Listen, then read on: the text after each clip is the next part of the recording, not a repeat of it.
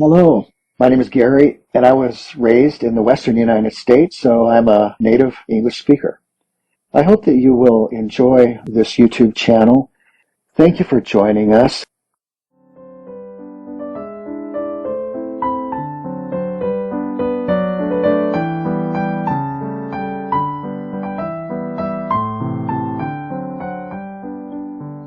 Little House in the Big Woods by Laura Elizabeth Ingalls Wilder.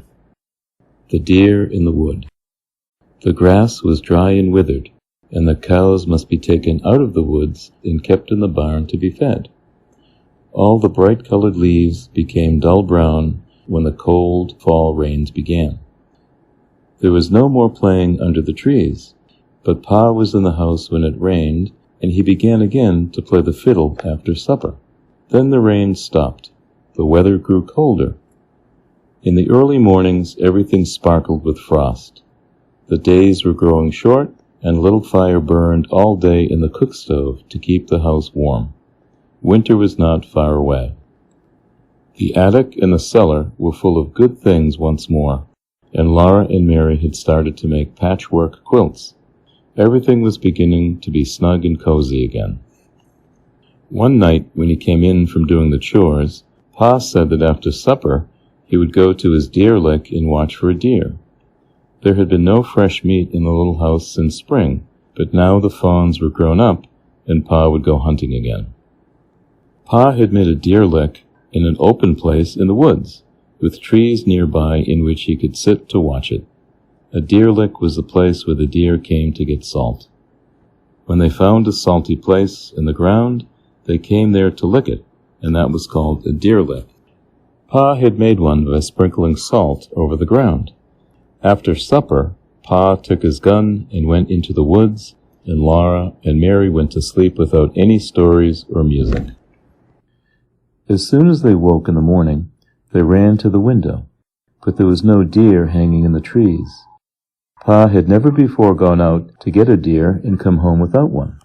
Laura and Mary did not know what to think. All day Pa was busy, banking the little house and the barn with dead leaves and straw, held down by stones to keep out the cold. The weather grew colder all day, and that night there was once more a fire on the hearth, and the windows were shut tight for the winter. After supper, Pa took Laura on his knee, while Mary sat close in her little chair, and Pa said, "Now I'll tell you why you had no fresh meat to eat today. When I went out to the deer lick, I climbed up into a big oak tree. I found a place on a branch where I was comfortable and could watch the deer lick. I was near enough to shoot any animal that came to it, and my gun was loaded and ready on my knee. There I sat and waited for the moon to rise and light the clearing. I was a little tired from chopping wood all day yesterday, and I must have fallen asleep, for I found myself opening my eyes. The big round moon was just rising. I could see it between the bare branches of the trees, low in the sky, and right against it I saw a deer standing. His head was up, and he was listening. His great branching horn stood out above his head. He was dark against the moon. It was a perfect shot, but he was so beautiful, he looked so strong and free and wild, that I couldn't kill him. I sat there and looked at him until he bounded away into the dark woods. Then I remembered that Ma and my little girls were waiting for me to bring home some good fresh venison. I made up my mind that next time I would shoot. After a while, a big bear came lumbering out into the open. He was so fat from feasting on berries and roots and grubs all summer that he was nearly as large as 2 bears. His head swayed from side to side as he went on all fours across the clear space in the moonlight, until he came to a rotten log. He smelled it and listened. Then he pawed it apart and sniffed among the broken pieces, eating up the fat white grubs. Then he stood up on his hind legs, perfectly still, looking all around him. He seemed to be suspicious that something was wrong. He was trying to see or smell what it was. He was a perfect mark to shoot at, but I was so much interested in watching him, and the woods were so peaceful in the moonlight, that I forgot all about my gun. I did not even think of shooting him until he was waddling away into the woods. This will never do, I thought. I'll never get any meat this way. I settled myself in the tree and waited again. This time I was determined to shoot the next game I saw. The moon had risen higher, and the moonlight was bright in the little open space. All around it the shadows were dark among the trees. After a long while, a doe and her yearling fawn came stepping daintily out of the shadows. They were not afraid at all. They walked over to the place where I had sprinkled the salt, and they both licked up a little of it. Then they raised their heads and looked at each other. The fawn stepped over and stood beside the doe. They stood there together, looking at the woods and the moonlight. Their large eyes were shining and soft. I just sat there looking at them until they walked away among the shadows. Then I climbed down out of the tree and came home. Laura whispered in his ear, "I'm glad you didn't shoot them." Mary said, "We can eat the bread and butter." Pa lifted Mary up out of her chair and hugged them both together. "You're my good girls," he said, "and now it's bedtime. Run along while I get my fiddle."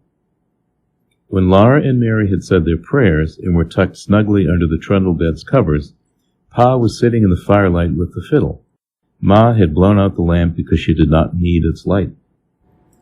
On the other side of the hearth, she was swaying gently in her rocking chair, and her knitting needles flashed in and out above the sock she was knitting. The long winter evenings of firelight and music had come again. Pa's fiddle wailed while Pa was singing, "Oh, Susanna, don't you cry for me. I'm going to California, the gold dust for to see." Then Pa began to play again the song about old Grimes, but he did not sing the words he had sung when Ma was making cheese. These words were different. Pa's strong, sweet voice was softly singing, "Shall old acquaintance be forgot and never brought to mind? Shall old acquaintance be forgot in the days of old lang syne?" When the fiddle had stopped singing, Laura called out softly, "What are the days of old lang syne, Pa?" "They are the days of a long time ago, Laura," Pa said. "Go to sleep now." But Laura lay awake a little while, listening to Pa's fiddle softly playing and to the lonely sound of the wind in the big woods.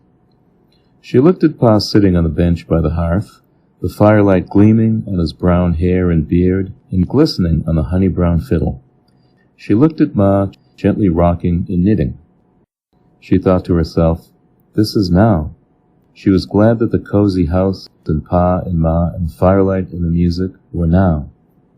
They could not be forgotten, she thought, because now is now. It can never be a long time ago. End of Little House in the Big Woods by Laura Ingalls Wilder.